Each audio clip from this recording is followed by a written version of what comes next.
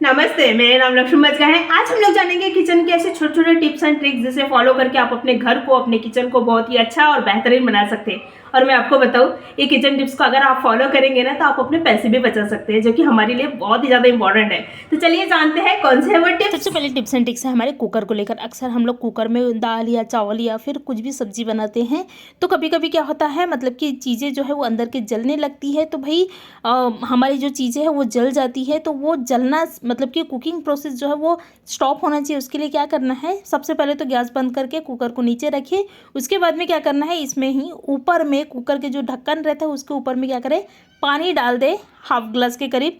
तो आप देखोगे कि जो अंदर की चीज़ें हैं, कुकर के अंदर की जो भी चीज़ें पक रही है, तो उसकी कुकिंग प्रोसेस टोटली बंद हो जाएगी और हमारी जो चीज़ें हैं जितना जल रही थी सिर्फ उतना ही जलेंगे, उसके बाद में बिल्कुल भी नहीं जलेगी। तो ये बहुत ही आसान तरीका है चीज़ें जो कुकर के अंदर की जो चीज़ें हैं उसको जलने से बचाने का। नेक्स्ट हमारे टिप्स एंड ट्रिक्स है इस तरह से बैग को लेकर। हमारे पास में ये जो बैग है वो रहता है, तो कभी कभी बैग जो है वो दाग हो जाती है बैग में या फिर गंदा हो जाता है बैग, तो उसको साफ़ कैसे करना है। तो हमारे पास में नॉर्मली जिसके घर में छोटे बच्चे रहते हैं इस तरह से बेबी वाइप्स रहता है। नॉर्मली छोटे बच्चे के घर में तो कंपलसरी रहता ही है, लेकिन आजकल बड़ों के घर में भी रहता है, क्योंकि चेहरा साफ करने के लिए इसका इस्तेमाल जो है वो करते हैं।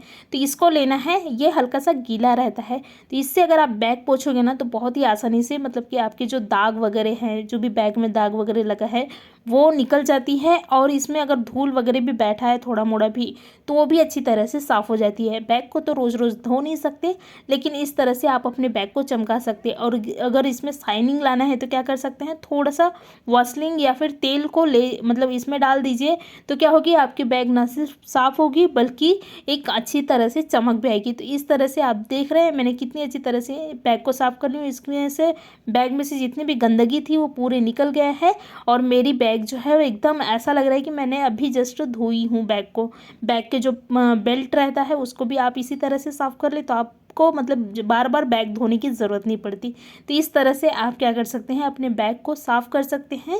एकदम आसान तरीका है बैग को साफ़ करने का। नेक्स्ट हमारी टिप्स एंड ट्रिक्स है इस तरह से काजल और या फिर लिपस्टिक को लेकर। अक्सर हमारे पास में ये इस तरह से काजल छोटे बच्चे के घर में तो कंपलसरी रहता है, बड़े भी काजल लगाते हैं, लेकिन काजल जो है लगाने के बाद में निकलता नहीं।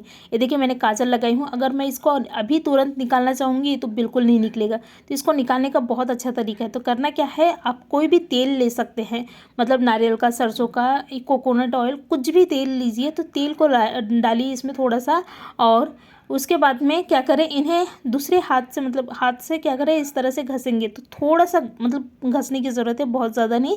तो इस तरह से आप घसिए, उसके बाद में एक कपड़े से पोंछ लीजिए। तो बहुत ही आसानी से ये जो कालेपना है, जो काजल की कालापना है ना, वो बहुत ही आसानी से निकल जाती है। देखिए आप देख रहे हैं बहुत अच्छा तरीका है।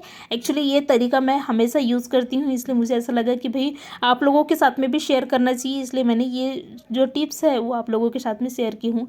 वैसे ही लिपस्टिक रहता है, कभी कभी क्या होता है हमको लिपस्टिक निकालना पड़ता है, वो इतनी आसानी से नहीं निकलती। तो आप लिपस्टिक में भी बिल्कुल सेम इसी तरह से क्या कर सकते हैं, तेल लगा मतलब थोड़ा सा तेल डाल दीजिए और इनको हाथ से थोड़ा सा घसिए। तो आप देखोगे कि आपकी जो लिपस्टिक है एकदम आसानी से निकल गई है। देखिए आप देख रहे हैं मैंने तेल डाल दी हूँ, घस ली हूँ, और इसको अच्छी तरह से एक कोई भी कपड़े से पोंछ लीजिए। तो आप देखोगे कि आपकी जो लिपस्टिक है पूरी तरह से निकल गया है और आपके हाथ जो है क्लीन हो गया है। मतलब तेल भी इतनी आसानी से वो मतलब पोंछा जाता है। तो इस तरह से आप छोटे से उपाय करें, छोटे, लेकिन आपने देखा ना कितना काम का है। नेक्स्ट हमारे टिप्स एंड ट्रिक्स है अगेन कुकर के ढक्कन को लेकर। नॉर्मली कभी कभी क्या होता है, कुकर के जो ढक्कन है वो सीटी नहीं आती, मतलब बहुत सारे ऐसा लगता है कि भाई सीटी क्यों नहीं आ रही है, तो कुकर आपका जो कुकर है वो ख़राब हो गया है। उसको चेक करने के लिए मैं आज आपको एक तरीका बताऊंगी। तो सबसे पहले तो कुकर के जो ढक्कन है उसको निकालें, उसके बाद में कुकर को उल्टा करना है। उल्टा करने के बाद में क्या करें, इनमें पानी डाल दें। देखिए इस तरह से पानी डालना है, और पानी एकदम मतलब कि तुरंत जैसे डाले वैसे ही पानी जैसे आ रही है तो समझ जाइए कि आपके जो कुकर का ढक्कन है वो बिल्कुल अच्छा है। अगर नहीं आ रही, पानी रुक रुक के आ रही, तो समझ जाइए कि आपके जो कुकर के ढक्कन है उसमें कुछ ना कुछ प्रॉब्लम है, या फिर वो जो छेद रहती है ना, तो छेद जाम हो गई है, उसकी वजह से भी सीटी जो है वो आती नहीं। तो हमारी कुकर आप देख रहे हैं पानी जो है वो कंटिन्यू आ रहा है, मतलब कि हमारी जो कुकर के ढक्कन है बिल्कुल अच्छा है।